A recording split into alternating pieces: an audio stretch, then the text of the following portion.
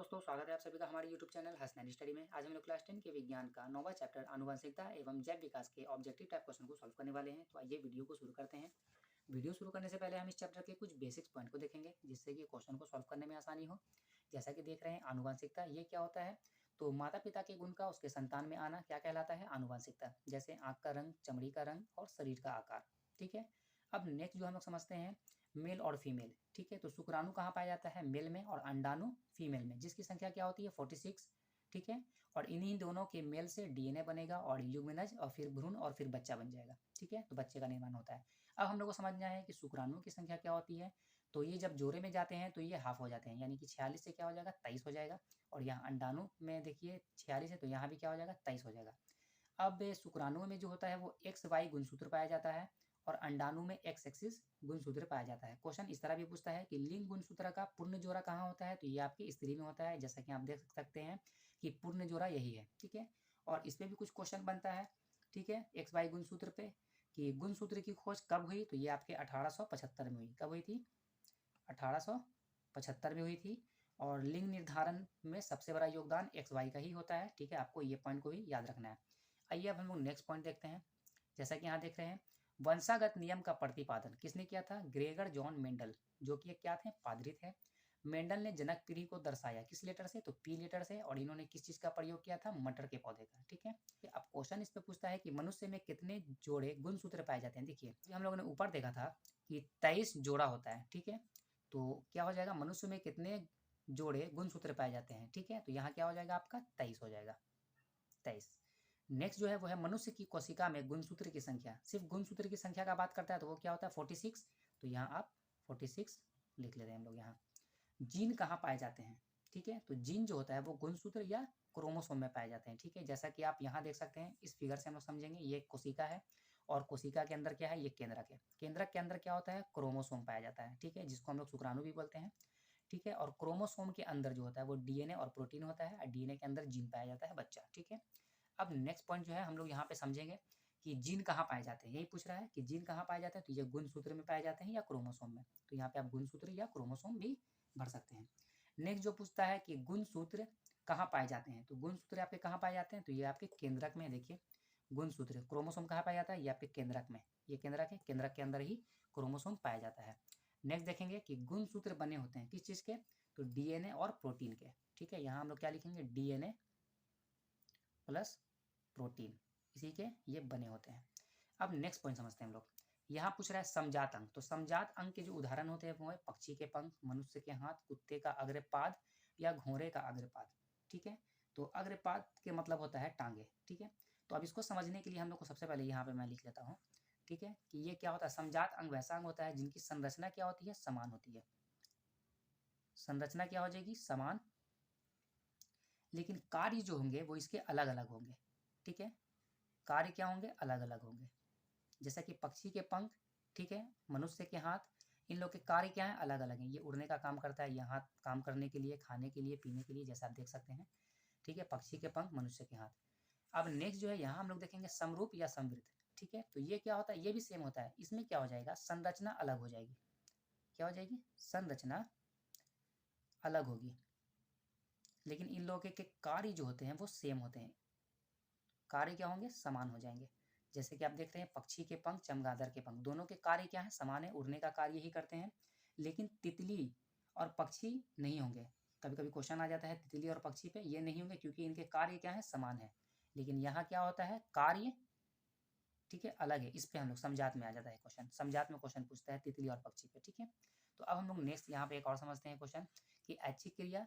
तो ऐच्छिक क्रिया क्या होता है? जो हमारे नियंत्रण में हो। जैसे हम लोग कोई चीज़ खाते हैं तो चबाना, ये क्या है? ऐच्छिक क्रिया। हम लोग चाहें तो ना भी चबा सकते हैं। ठीक है, और नेक्स्ट जो है ये पूछ रहा है अनैच्छिक क्रिया। जो हमारे नियंत्रण में ना हो उसे हम लोग क्या कहते हैं? अनैच्छिक क्रिया। जैसे वमन, उल्टी को आप रोक नहीं सकते हैं। ठीक है, लार आना, ठीक है, और हृदय का धड़कना, इसको हम लोग क्या कर सकते हैं? रोक नहीं सकते हैं। ये हमारे कंट्रोल में नहीं होता है। आइए हम लोग क्वेश्चन की ओर चलते हैं। हमारा पहला क्वेश्चन है, जीव विज्ञान की वह शाखा जिसके अंतर्गत विभिन्नता एवं आनुवंशिकता का अध्ययन किया जाता है कहलाता है। ठीक है, ऑप्शन है जीव विज्ञान, भ्रूण विज्ञान, जीवाश्म विज्ञान या आनुवंशिकी। ठीक है, तो डी ऑप्शन जो है वो इसका राइट आंसर हो जाएगा, आनुवंशिकी। पूछ रहा है कि मनुष्य में कितने जोड़े, ठीक है, जोड़े का बात कर रहा है तो 23। ठीक है। नेक्स्ट देखते हैं, लिंग गुण सूत्र का पुण्य जोड़ा पाया जाता है, कहाँ पाया जाता है? तो हम लोगों ने पढ़ा था स्त्री में। नेक्स्ट देखते हैं, समजात अंगों का उदाहरण है। ऑप्शन है हमारा हाथ तथा कुत्ते का अग्रपाद, हमारे दांत तथा हाथी का दांत, आलू एवं घास के ऊपरी मुस्तारी, या तीनों। तो ऑप्शन ए जो है वो हमारा राइट आंसर हो जाएगा। अब नेक्स्ट क्वेश्चन देखते हैं कि विकासी दृष्टि से हमारी किससे अधिक समानता है। ठीक है, हमारी किससे अधिक समानता है? तो सबसे पहले ऑप्शन देखते हैं, चीन के विद्यार्थी, चिंपैंजी, मकड़ी, जीवाणु। मकड़ी जीवाणु होंगे नहीं, अगर ऑप्शन में चीन के विद्यार्थी नहीं होता तो चिंपैंजी लेते हैं, लेकिन यहाँ क्या पूछ रहा है? अधिक समानता, तो अधिक समानता हमारी चीन के विद्यार्थी से है। नेक्स्ट देखते हैं, अफ्रीकी मानव का सबसे निकट संबंधी है। ठीक है, तो अफ्रीकी मानव का सबसे निकट संबंधी है, क्या है? चिंपैंजी, गोरिल्ला, बंदर या गिलहरी। ऑप्शन ए जो है वो इसका राइट आंसर हो जाएगा। देखते हैं, विकास के आधार पर निम्नलिखित में से किसका शारीरिक अभिकल्प उत्तम है। ठीक है, तो देखिए ऑप्शन है जीवाणु, मकड़ी, मछली या चिंपैंजी। तो डी जो है वो इसका राइट आंसर हो जाएगा, चिंपैंजी। नेक्स्ट देखते हैं, किसी जीव की जीनी संरचना क्या कहलाती है। ठीक है, तो ये आपके जीनोटाइप कहलाती है। आइए अब नेक्स्ट क्वेश्चन देखते हैं, मेंडल ने अपने प्रयोग के लिए बगीचे में उगाए जाने वाले किस पौधे का चयन किया। हम लोगों ने पढ़ा था मटर। ऑप्शन ए जो होगा वो इसका राइट आंसर हो जाएगा। पूछ रहा, पक्षी तथा तितली के पंख है, क्या है? समजात अंग है, असमजात अंग है, अवशेषी अंग है, या कोई नहीं। ठीक है, तो ये क्या है? आपके समजात तो होंगे नहीं। ठीक है, ये क्या हो जाएंगे? असमजात हो जाएंगे। नेक्स्ट देखते हैं, पक्षी और चमगादड़ के पंख हैं। ठीक है, तो पक्षी और चमगादड़ के पंख क्या हो जाएंगे? ये आपके संवृत अंग है। ठीक है, हम लोगों ने पढ़ा था संवृत अंग। नेक्स्ट देखते हैं कि कौन सा अभिलक्षण वंशागत नहीं है। ठीक है, देखिए आंख का रंग, चमड़ी का रंग, शरीर का आकार, ये क्या है? वंशागत है, लेकिन बाल की प्रकृति ये नहीं है। ऑप्शन डी जो है वो इसका राइट आंसर हो जाएगा।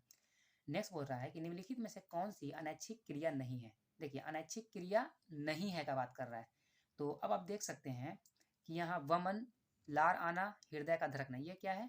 अनैच्छिक क्रिया है। ठीक है, लेकिन ये चबाना जो है वो आपकी क्या है? ऐच्छिक क्रिया है। ठीक है, इसे आप कंट्रोल कर सकते हैं, तो बी जो है वो आपका राइट आंसर हो जाएगा। नेक्स्ट देखते हैं, वंशागत नियमों का प्रतिपादन किसने किया था। ठीक है, तो ऑप्शन जो होगा इसका ग्रेगर जॉन मेंडल ने किया था। नेक्स्ट देखते हैं, ग्रेगर जॉन मेंडल व्यक्तिगत जीवन में क्या थे? नाविक थे, व्यापारी थे, पादरी थे, या कृषक थे। ठीक है, हम लोगों ने पढ़ा था पादरी। ऑप्शन सी जो है वो इसका राइट आंसर हो जाएगा। नेक्स्ट देखते हैं, मेंडल ने जनक पीढ़ी को किस लेटर से सूचित किया? तो हम लोगों ने पढ़ा था पी लेटर से। नेक्स्ट देखते हैं, मनुष्य की कोशिका में गुणसूत्रों की संख्या कितनी होती है?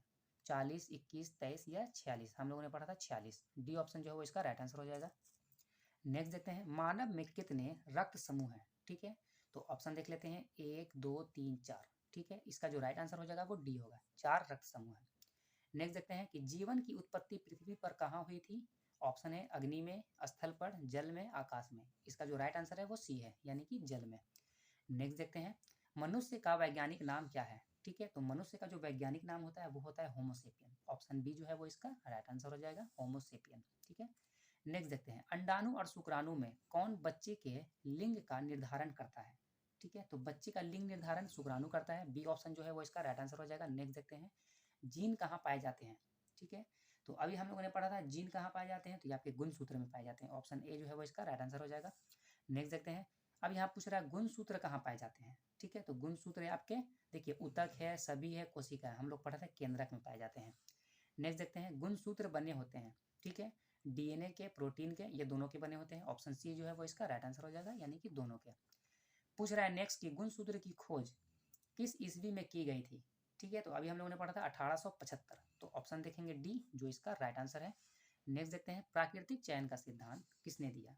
ठीक है, तो प्राकृतिक चयन का सिद्धांत जो था वो डार्विन ने दिया था। ऑप्शन बी जो है वो इसका राइट आंसर हो जाएगा। देखते हैं, प्राकृतिक चुनाव द्वारा जीवों का विकास कहलाता है, तो वो आपका डार्विनवाद कहलाता है। ऑप्शन ए जो है वो इसका राइट आंसर हो जाएगा। नेक्स्ट देखते हैं कि जैव विकास को सर्वप्रथम किसने समझाया।